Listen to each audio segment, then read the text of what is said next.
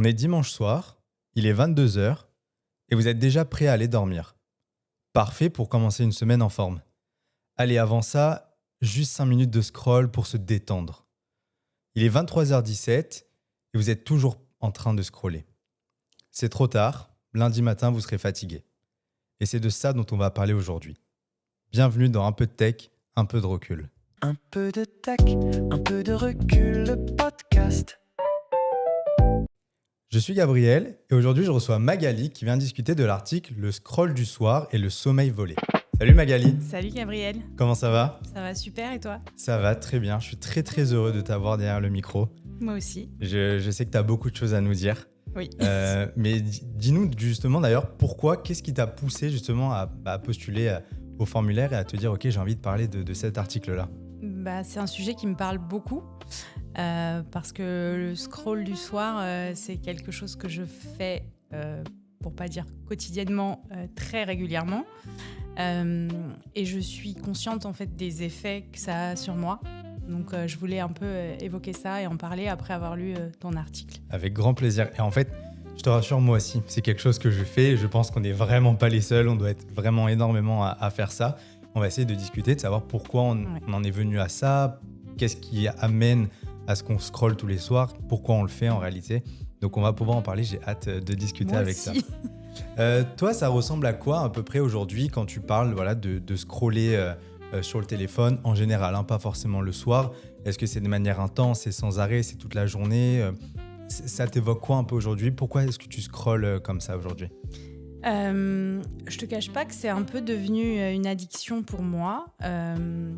Je suis pas née avec ça. Je suis pas née avec les réseaux sociaux. J'ai bientôt 40 ans et je suis pas née avec Internet. Il y avait pas. J'ai découvert quand j'étais adolescente, etc. Et donc c'est quelque chose qui est venu au fur et à mesure des années et c'est devenu, je m'en rends compte, vraiment une addiction. Moi, le scroll, ça va être TikTok, beaucoup. C'est fait pour ça, c'est des petites vidéos rapides qu'on passe. Ils sont pas bêtes. Et c'est exactement ça. Et c'est très addictif. Je me rends compte que je le fais dès que j'ai un moment d'attente. Ça rebondit sur un des podcasts que tu as fait là, il y a quelques semaines. Avec Lisa ? Avec Lisa, Ouais. Exactement, que j'ai regardé attentivement puisque c'est aussi lié à ce que je vis. Et les moments d'attente, je scrolle beaucoup. Mais j'essaye de réduire vraiment beaucoup la journée. Ok. Euh, Donc tu es quand même consciente. Oui. Ok. Oui. Et le paradoxe, il est là, c'est que je le sais, je sais que je le fais, mais au moment où je le fais, je m'en rends pas compte. Ouais, C'est quand t'es dans ta bulle en fait, Ouais, tu exactement. rentres dedans. Je suis happée par ça, Ouais. par ces petites vidéos, et pourtant quand je prends un peu de recul, je suis consciente Quelle de bonne ça, oui. et je me dis qu'il y a quelque chose qui va pas en réalité. On va en parler et je suis sûr qu'il y a énormément de gens qui vont ressentir la même chose que toi et que moi aussi parce que je sais que je l'ai été un peu. Ce qui va être intéressant, c'est qu'à la fin, on va discuter un peu des conseils que je donne dans l'article. Ici, on a 3, on verra si on a le temps d'aborder les 3, mais je suis sûr que c'est des choses qu'on peut mettre en place. Moi, il y en a un des 3 que j'ai pu mettre en place il y a à peu près 1 an et qui m'a vraiment, vraiment aidé. Donc, on va voir avec toi s'il y a quelque chose qui pourrait t'aider et qui pourrait aider les autres, j'en suis sûr. Avec plaisir. Chers auditeurs, je vous rappelle que le podcast Un peu tech, un peu de recul est disponible sur toutes les plateformes de streaming, mais aussi en vidéo sur YouTube. Vous n'êtes pas beaucoup à nous regarder, alors je ne sais pas s'il y a un problème sur ma tête et que vous préférez ma voix, mais en tout cas, allez-y sur YouTube, sur la page Un peu tech, un peu de recul. Et puis Magali, elle est venue derrière le micro pour discuter parce qu'elle trouvait qu'elle avait des choses à dire sur un article et donc elle a postulé via le formulaire qui est facile à remplir, Magali. Oui, très facile, très simple. J'ai beaucoup bossé dessus, on dirait pas, mais j'ai beaucoup bossé dessus. Et vous aussi, chers auditeurs, si vous aussi vous voulez venir discuter d'un article, ou alors même c'est nouveau, d'ailleurs je sais pas si, peut-être, je crois que quand tu l'as rempli le formulaire, c'était déjà disponible, le fait que tu puisses choisir de venir participer au podcast et de découvrir l'article en direct. Tout à fait. Je trouve assez intéressant si on a envie de participer à un podcast pour une première fois. C'est ta première fois en plus, je crois, en podcast. Tout à fait. Donc je préférais ravi. Parler d'un sujet que je connaissais un tu petit maîtrises. peu, mais pourquoi pas une prochaine fois avec un grand plaisir. sujet mystère. C'est aussi possible. Alors, tu m'as dit donc dans le formulaire que tu as rempli, tu m'as dit que tu voulais qu'on parle un petit peu de cette évolution du rapport qu'on a au téléphone. Est-ce que tu peux revenir un petit peu en arrière, tu vois, à l'époque où tu n'avais pas le téléphone, ou alors tu l'avais, mais c'était pas autant intense. Je sais pas, il y a quelques années, c'était comment, à peu près, ta vie par rapport à ça? Est-ce que tu te sentais mieux, moins bien? Est-ce que tu sentais que tu en avais besoin? C'était quoi? Pour moi, c'était un outil de communication. Vraiment, à la base, c'était un outil de communication avec mes proches, avec mes amis, ma famille. Je m'en servais pas pour les réseaux sociaux. Toujours un petit peu Instagram, etc. Mais je passais beaucoup moins de temps dessus. J'étais plus occupée la journée, mais je ressentais pas ce besoin d'aller sur les réseaux sociaux, de scroller le soir, d'avoir. Est-ce que c'était une période où il y avait moins de scroll disponible? Oui, c'était une période où je pense que c'était. Il n'y avait pas les réels sur Instagram, il n'y avait pas TikTok. Ouais, c'était à l'époque de Retrika. J'ai pas la ref. C'est l'application, tu sais, au départ, tout le monde mettait des photos Retrika sur Instagram. Il n'y avait pas les stories, il n'y avait rien. Tu vois, moi, j'ai même pas connu ça. Ah ouais. Mais moi, je suis arrivée direct avec Instagram et TikTok. Enfin, TikTok plus récemment. Ouais. Ça doit faire, je sais pas, depuis le Covid. Il y a une différence pour toi entre les deux? Oui. Ah oui? Ouais. Parce que j'avoue que je regarde pas les réels sur Instagram. Ok. Je sais pas pourquoi ça m'attire moins. Je les trouve un peu moins. Je sais pas. Moins adapté à ce que tu voudrais voir. Ouais. J'ai vraiment gardé Instagram pour les photos, les publications, les stories aussi, beaucoup. J'étais sur Instagram qui est une très très grande. Oui. Tu postes des stories, c'est de l'art. Assez régulièrement. C'est de l'art. Mais c'est vrai que TikTok, j'ai découvert pendant le confinement. Ok. Ça a été. Comme beaucoup d'ailleurs, je pense. Voilà. Ça a été un peu le boom de TikTok en 2020. Ouais. Et je pense qu'à cette période-là, j'avais besoin d'occuper mon temps parce que les journées étaient beaucoup plus calmes. Et j'ai découvert ça. Et donc, je passais mes journées à regarder et à scroller.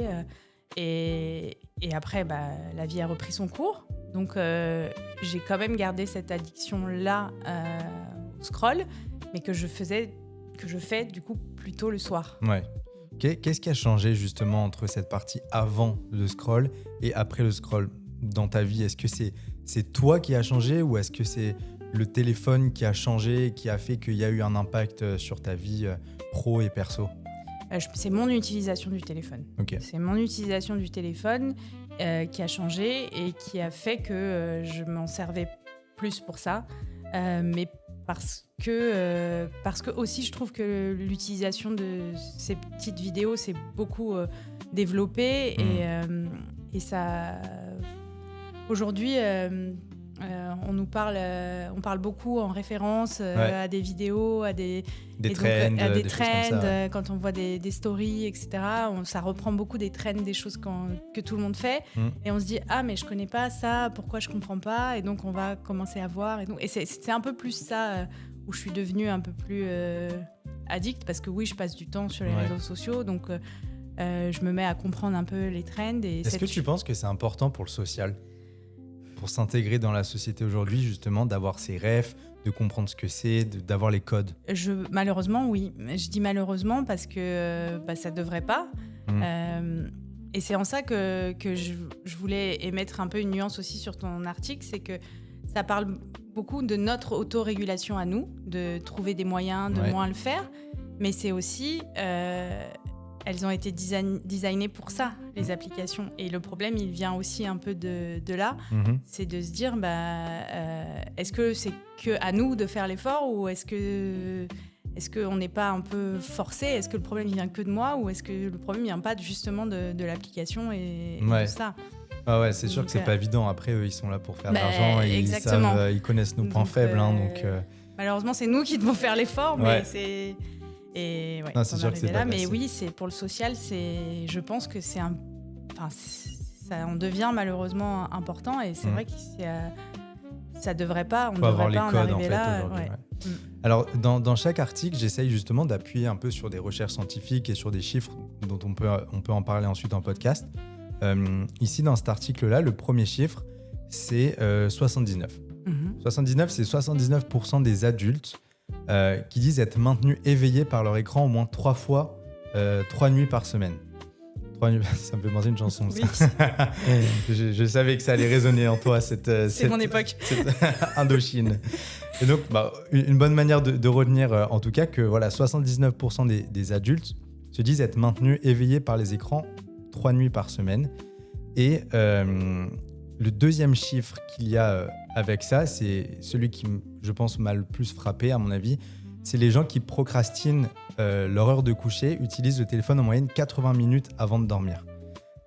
Contre 18 minutes pour ceux qui ne procrastinent pas. Donc c'est assez énorme, c'est 4 fois plus. Et il y a quelque chose d'autre aussi que je voulais amener, qui est aussi assez troublant, c'est que ceux qui s'appuient un peu sur les écrans de téléphone, les réseaux, le scroll, etc., ils le font pour se détendre, pour se déstresser. Je mets des guillemets là-dessus. Et en fait, ils se rendent compte que ça rapporte 30% de stress en plus. C'est assez dingue. On soigne le mal par le mal, quasiment. Ça. Toi, quand tu entends ça, ces chiffres-là, est-ce que déjà tu en es consciente? Est-ce que tu sais? Ou est-ce que limite ça t'affole un petit peu d'entendre tout ça? Je dirais que ça m'étonne pas. Parce que je pense que vraiment je suis pas la seule à scroller, et je le sais, hein, j'ai des exemples autour de moi, mais ça me fait peur de me dire que... Toi, tu penses que tu passes au moins 80 minutes par soir à Ouais. scroller facilement.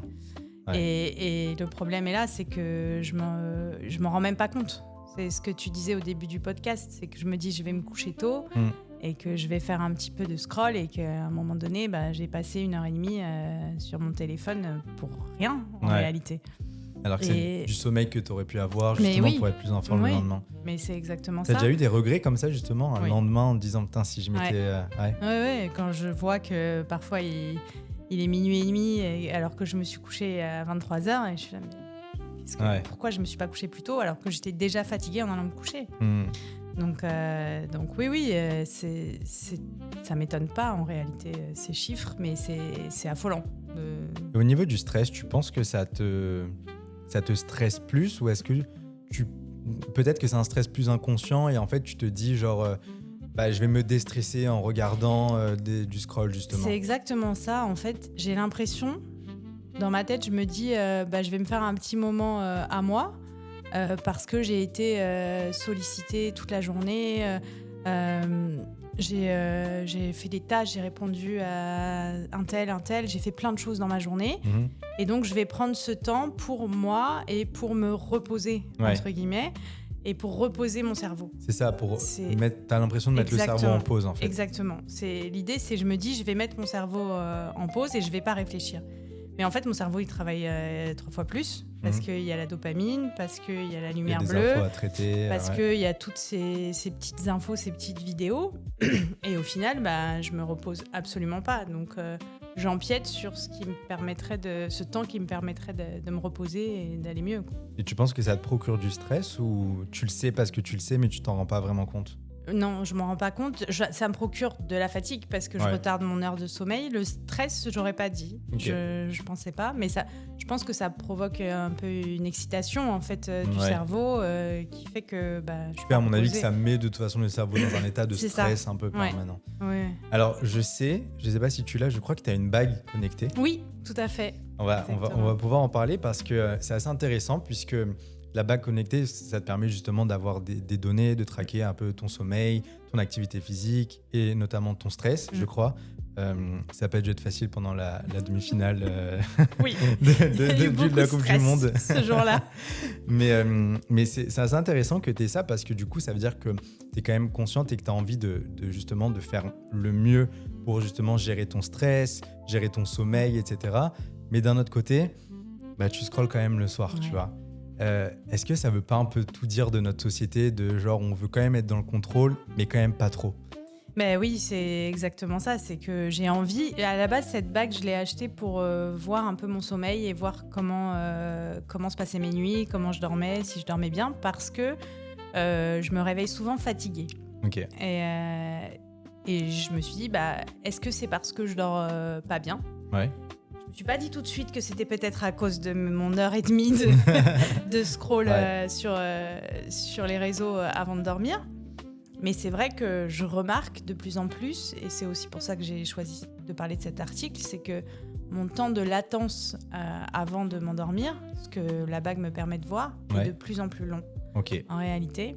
Et c'est probablement directement lié. C'est sûr, c'est évident pour moi que c'est lié à ça, parce que c'est une boucle en fait. C'est que je me dis, je suis stressée, j'ai été stressée aujourd'hui, donc comme on a dit, je vais mettre mon cerveau en pause, etc.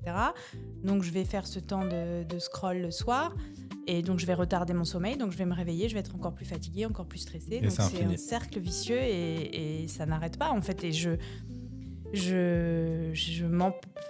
retarde ce qui me permet, moi, de mieux dormir et de me reposer. Donc, qu'est-ce qui t'empêche ? C'est l'addiction, en fait.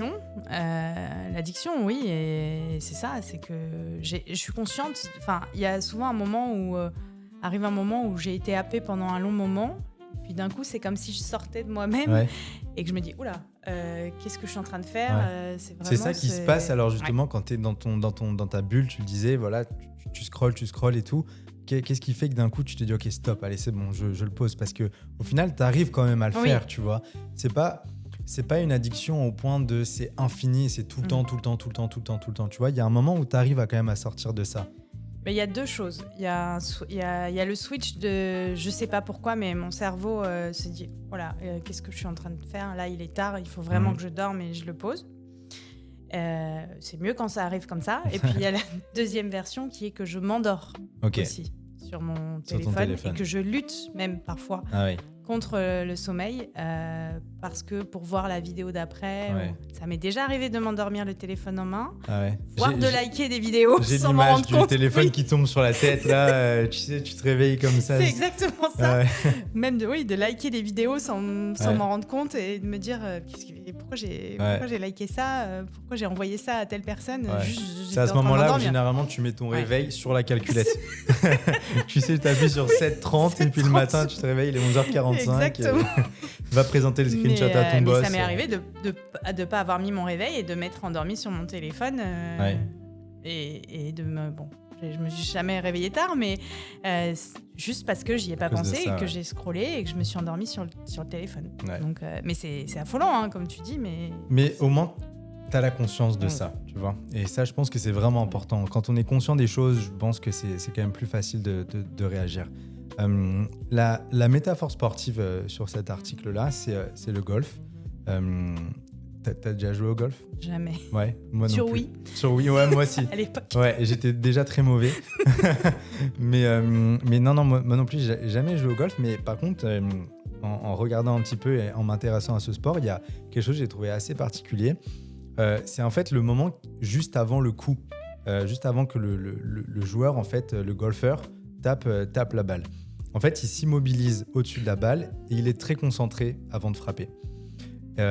Mais le problème, c'est que s'il pense trop, s'il se concentre trop, s'il contrôle trop, ou même s'il anticipe trop le geste qu'il va faire, bah, il rate son coup. Et apparemment, ça s'appelle le paralysis by analysis. Okay. Et en fait, c'est le fait de justement suranalyser la situation qui va bloquer un petit peu le mouvement naturel. Et en fait, bon là, on pourrait se dire, ok, quel rapport avec le sujet d'aujourd'hui, mais le parallèle, c'est que justement, le coucher un petit peu, quand on va se mettre au lit, ça fonctionne un petit peu pareil. Ça veut dire qu'on ne s'endort pas forcément en forçant le sommeil. Tu vois, on ne se dit pas, allez, je ferme les yeux, je dors. On s'endort, tu vois, en cessant un petit peu de résister, en se laissant un petit peu tomber dans les bras de Morphée. Oui. Sauf que nos téléphones, c'est ce que tu disais justement, ils nous gardent dans cette adresse un peu toujours permanente, tu vois, toujours prêt à réagir. Donc on n'est jamais vraiment au repos.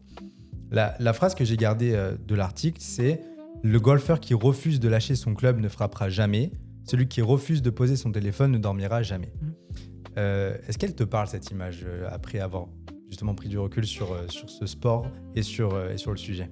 Bah oui, totalement, parce que pardon. C'est ça, c'est si moi je fais pas le geste de lâcher prise et de me laisser aller, entre guillemets, au sommeil, j'y arriverai pas. Je vais lutter et ça va pas bien se passer. Ouais. Je vais mal dormir. Donc, non, totalement. Il y a un autre sport sur lequel tu aurais pu faire un parallèle par rapport à ça, justement, à être dans le contrôle, mais pas trop, justement, pour pouvoir être le plus limpide, en tout cas, et tu vois, vraiment que ça soit smooth un petit peu. Moi, j'ai fait de l'équitation. Ok. Et c'est ça aussi, c'est de pouvoir se laisser aller, et de se laisser porter et d'avancer comme ça. D'ailleurs, je pense que dans tous les sports, moi, on a pratiqué quand même pas mal de tennis. Tu vois, Aussi. on te dit justement de ne pas être trop contrôlé, trop robotique, rigide. trop rigide. Ouais. C'est justement d'être beaucoup plus... Et je pense que c'est intéressant de se dire, quand on s'endort, c'est quelque chose de lent, de doux. Et donc, le fait qu'on ait ce téléphone-là, ça empêche ça.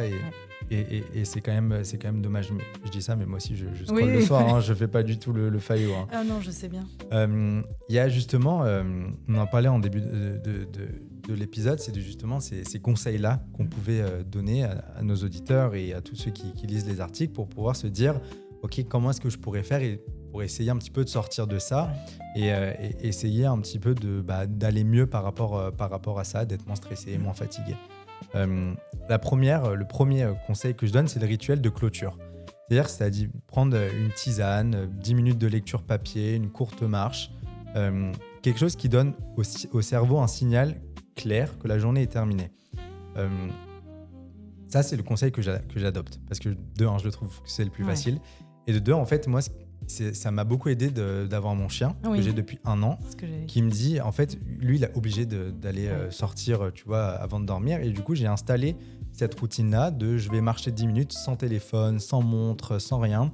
Juste lui et moi, on fait un petit tour 10 minutes. Et tu sais que quoi qu'il arrive, cette marche, elle est obligatoire. Qu'il pleuve, qu'il vente, qu'il neige. Et à Montréal, c'est pas du tout rigolo l'hiver. Mais en fait, de prendre 10 minutes, de marcher et ensuite de remonter, de me mettre dans mon lit tout de suite, et je suis déjà dans un état de me dire ok, ça y est, c'est fini, tu vois.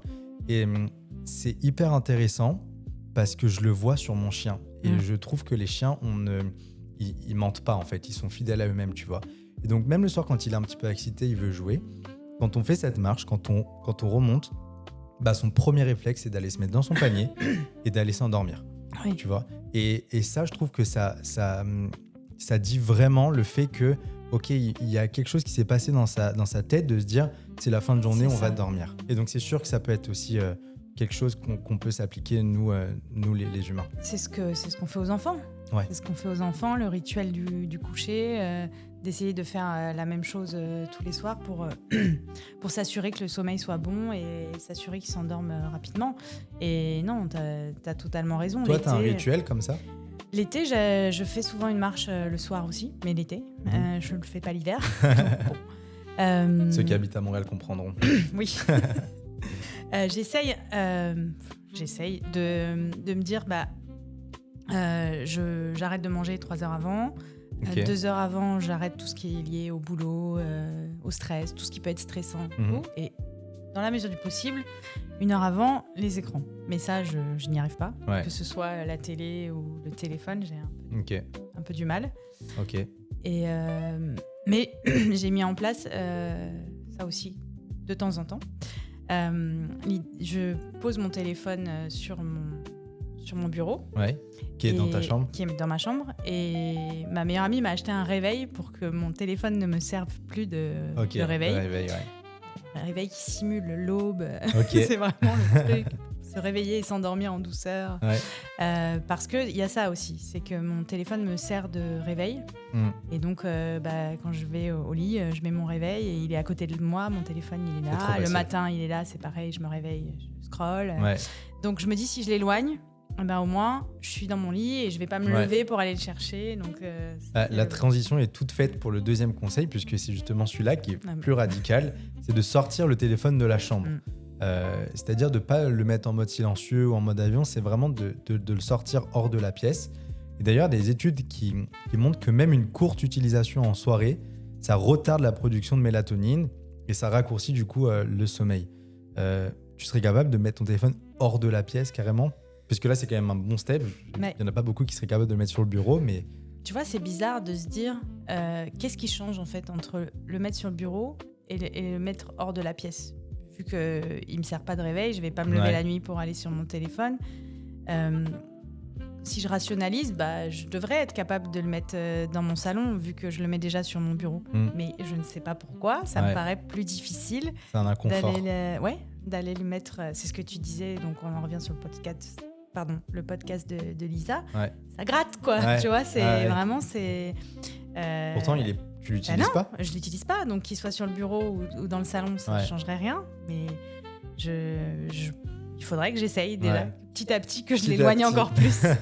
Mais est-ce que c'est pas lié justement peut-être à la peur de vouloir rater quelque chose, de manquer quelque chose, tu vois, de sentir un petit peu si on me contacte et que je suis pas capable parce que j'entends pas la sonnerie ou tu vois, quelque chose comme ça?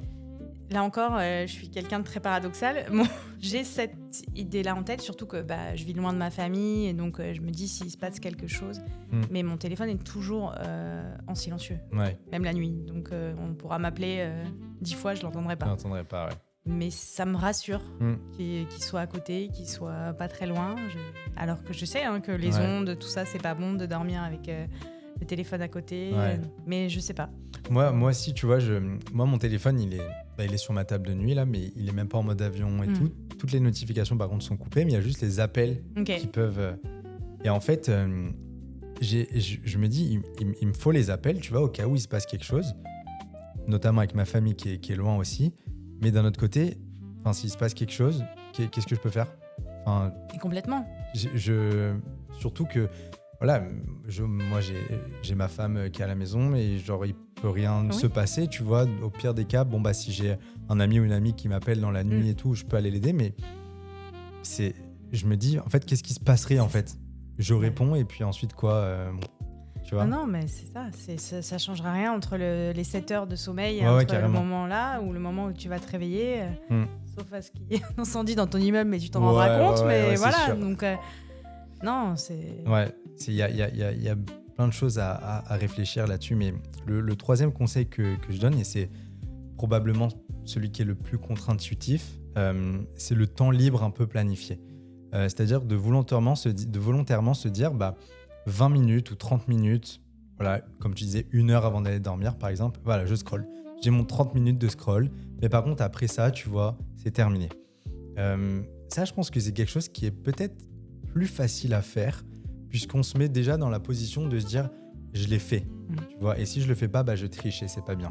Toi, tu penses que c'est quelque chose que tu pourrais faire, que tu pourrais Oui, je pense que je pourrais instaurer ça. Après, il faudrait que je trouve du temps dans ma journée pour me dire voilà, j'arrête tout. Ou je sais pas si c'est plus le soir avant d'aller se coucher. Pas forcément, mais si de toute façon tu scrolles pendant 80 minutes avant de dormir, c'est que tu les as en fait. Oui, c'est sûr. Je trouverai le temps, mais c'est ça, faudrait pas que je me dise je le fais juste avant d'aller dormir pendant 1h30 et au final c'est comme si je le faisais dans mon lit, tu vois. Non, mais oui, mais il faudrait que j'essaye ça, pourquoi pas, même si je me dis, j'ai l'impression que la récompense elle est moins c'est pour ça elle que est moins c'est forte qu'à ce moment-là. Mais non, mais je suis totalement consciente qu'il faut instaurer des choses pour justement essayer de réduire ce temps et mieux dormir. Et je pense que ça serait intéressant de savoir aussi notamment le fait que tu aies la bague connectée, juste de tester, tu vois, sur peut-être 1 semaine ou 2 semaines, de faire ces changements-là et de voir si ton niveau de stress a changé et tout, ça pourrait être des facteurs vraiment, vraiment directs. Avant de terminer, un petit rappel pour les gens qui nous écoutent, chers auditeurs, si un article vous a parlé, si vous avez envie de venir discuter, comme Magali l'a fait aujourd'hui. Le formulaire est gratuit, ça prend 5 minutes et je vous mets le lien dans les notes et dans la description de l'épisode. Premier podcast pour toi, Magali, c'est ça ? Oui, ça a été tout à fait. Oui, c'était parfait. Merci de m'avoir mis très à l'aise. Avec grand plaisir. Le jus de pomme pétillant était bon. Exactement, parfait. Magali, je vais te poser la question que je pose à tous mes invités en fin d'épisode. C'est ce qui gère un petit peu, c'est ce qui guide un peu tech, un peu de recul, c'est de savoir et de dire en fait la technologie aujourd'hui, qu'on le veuille ou non, elle transforme le monde, quoi qu'il arrive. On voit avec l'IA, avec les smartphones, on l'a vu avec Internet déjà à l'époque. Ça transforme tout sur son passage. Et si ça transforme tout, ça transforme aussi forcément nous, humains. Toi, comment est-ce que tu voudrais que justement la technologie elle te le transforme pour le bien, pour le mal, pour peu importe. Comment est-ce que tu voudrais que ça te transforme réellement ? C'est une très bonne question. Ouais. J'aimerais me dire que je vais pouvoir m'en servir pour aller mieux dans ma vie, essayer de m'en servir que d'une manière positive et pas que ça devienne justement une dérive et que ça m'empêche de vivre, de dormir ou des choses comme ça.